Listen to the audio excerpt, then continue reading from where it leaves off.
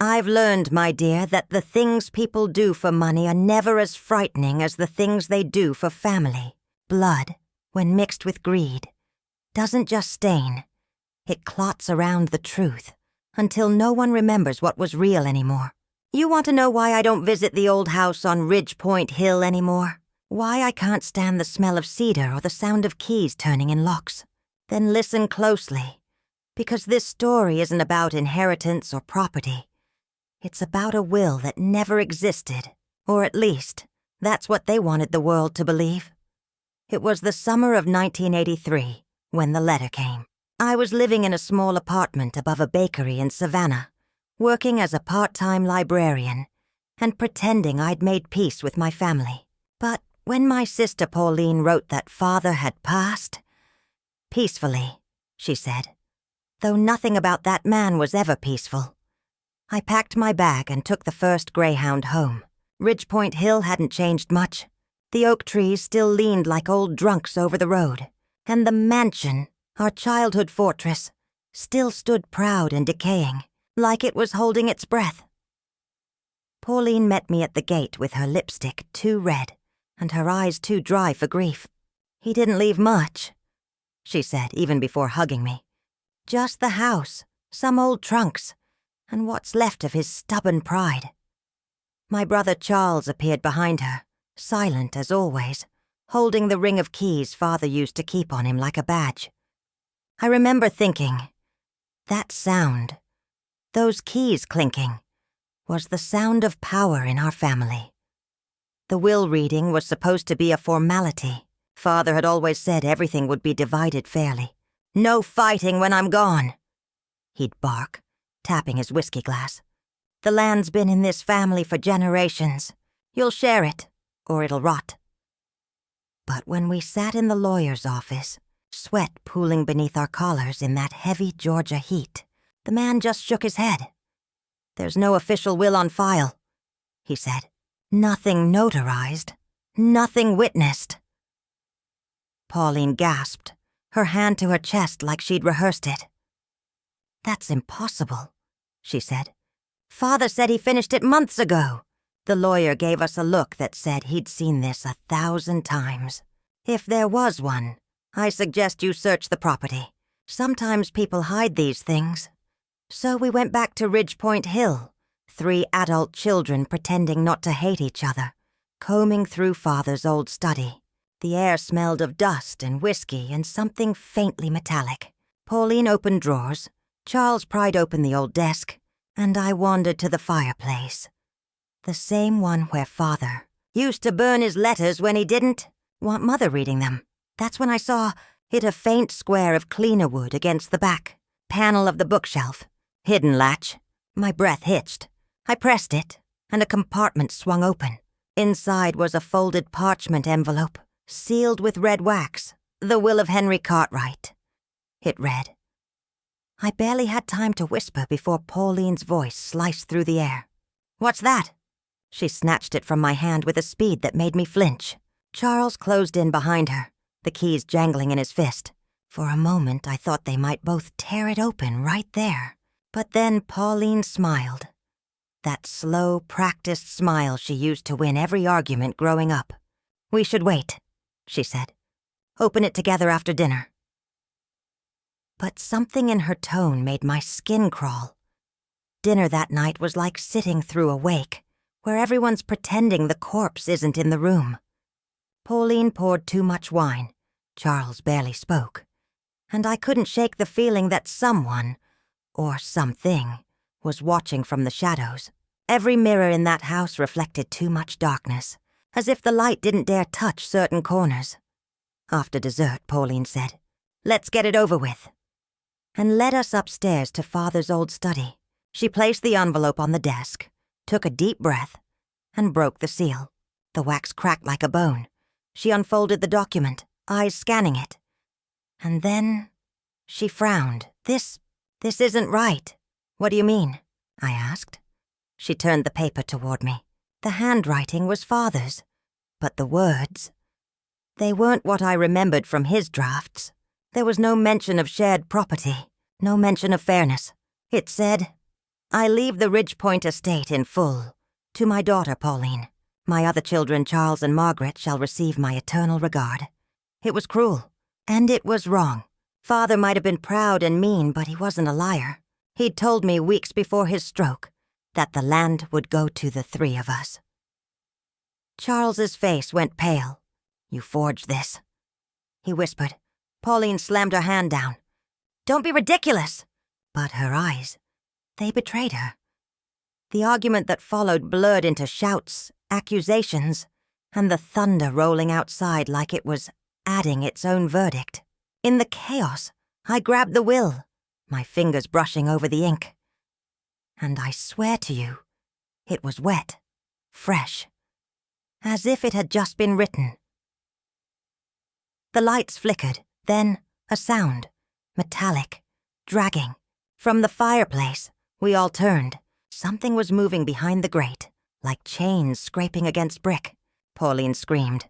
Charles lunged forward with the poker, and I froze, because for a brief second, reflected in the glass of the cabinet beside me, I saw a figure standing behind Pauline. It was Father.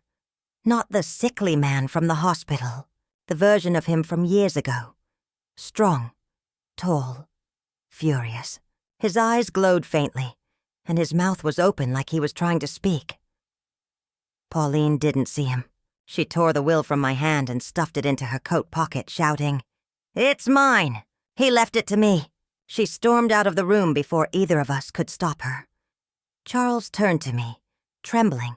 "Did you see—" The rest of his words were swallowed by the storm.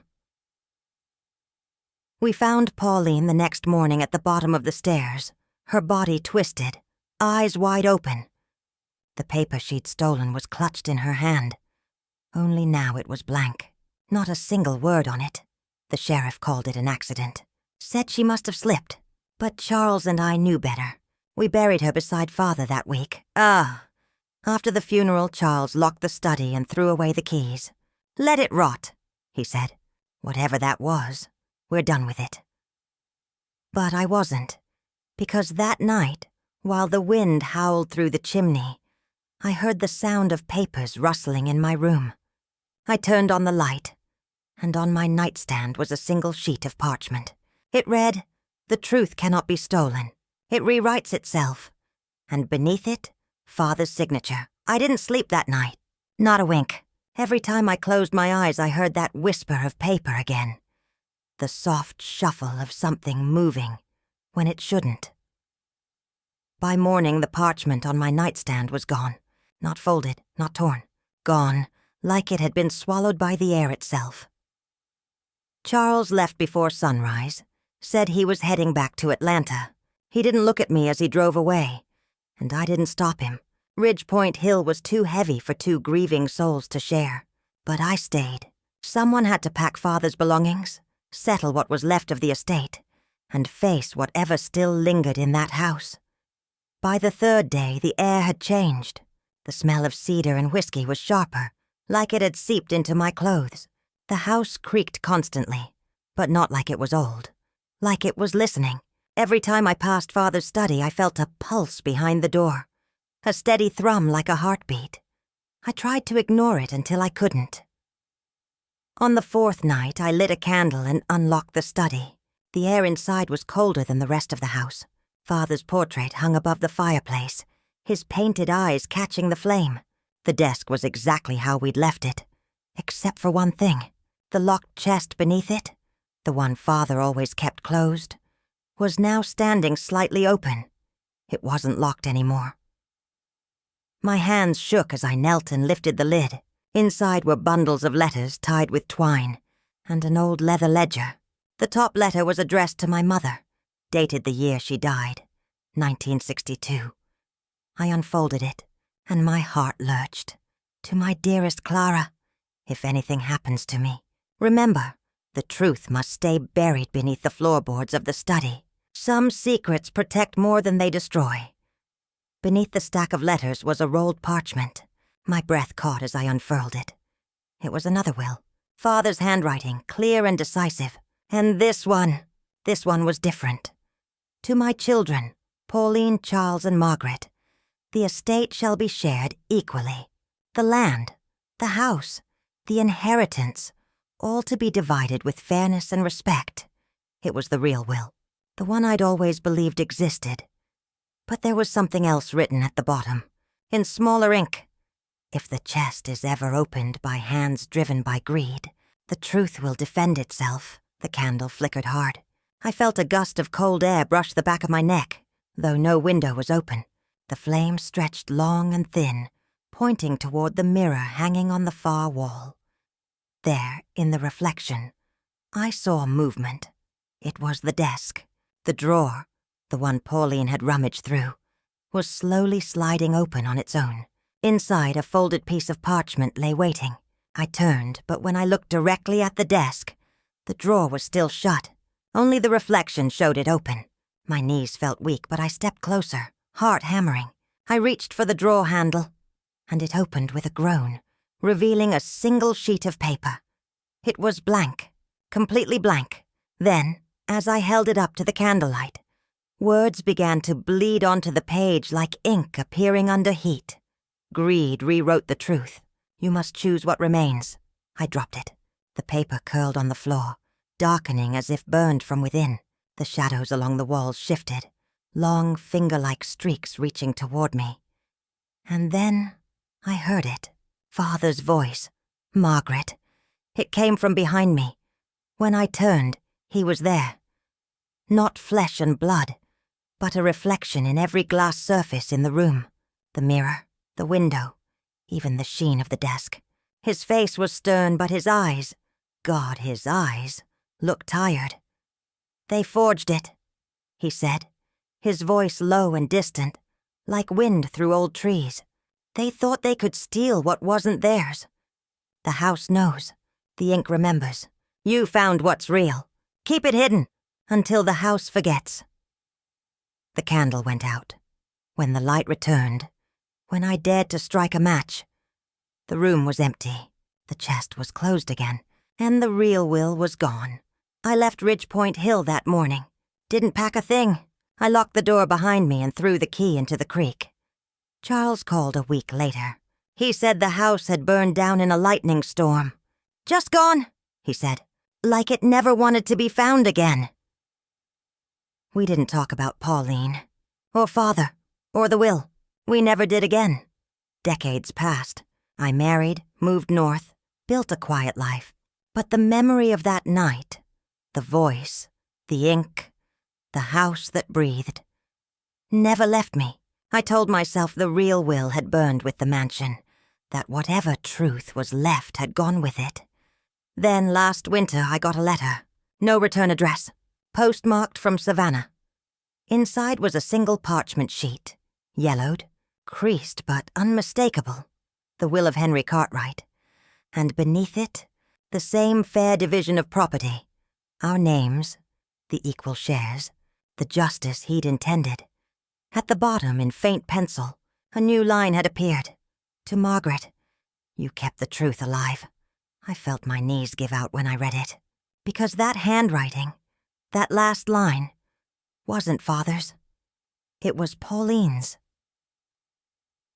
I sat there for hours, tracing the faded pencil marks. How?